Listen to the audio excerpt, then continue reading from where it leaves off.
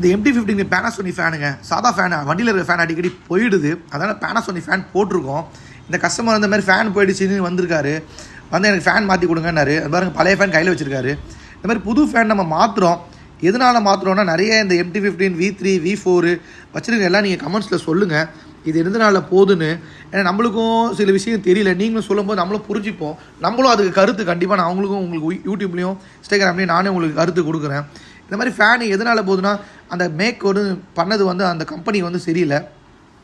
அதனால் அந்த Panasonic fan நிறைய போடுறாங்க. நிறைய கஸ்டமர் வந்து போட்டு போனவங்களே வந்து போட்டு போகிறாங்க. ஏன்னா இந்த ஃபேன் நல்லா லைஃப் வருது பாய். இந்த ஃபேன் போட்டதுக்கு அப்புறம் எனக்கு ஃபால்ட்டே வரல, ரேட் நல்லா ஓடுது, லாங்லேயும் போகிறதுக்கு மன திருப்தியாக இருக்குது அப்படின்னு சொல்லி நிறைய பேர் வராங்க. இது எதனால் போகுதுன்னு சொல்ல போனீங்கன்னா, அது வண்டியோட ஹீட்னாலேயும் இருக்கும், வண்டி ஒரு ஓட்டுற ஒரு வேகத்துலேயும் இருக்கும். ஒரு சில ஃபேன் வந்து தாங்காது. ஆனால் பேனாசோனிக் ஃபேன் உள்ளே இருக்கிற காயில் நல்லா இருக்கனால இந்த மாதிரி ஃபால்ட்லாம் வரமாட்டேங்குது. பார்க்குறீங்க, ஷேர் பண்ணுங்கள், நீங்களே கமெண்ட்ஸில் சொல்லுங்கள். நீங்கள் சொல்கிற கமெண்ட்ஸில் தான் நான் நிறைய வீடியோ போடுவேன். பாருங்கள் ஃப்ரெண்ட்ஸ்.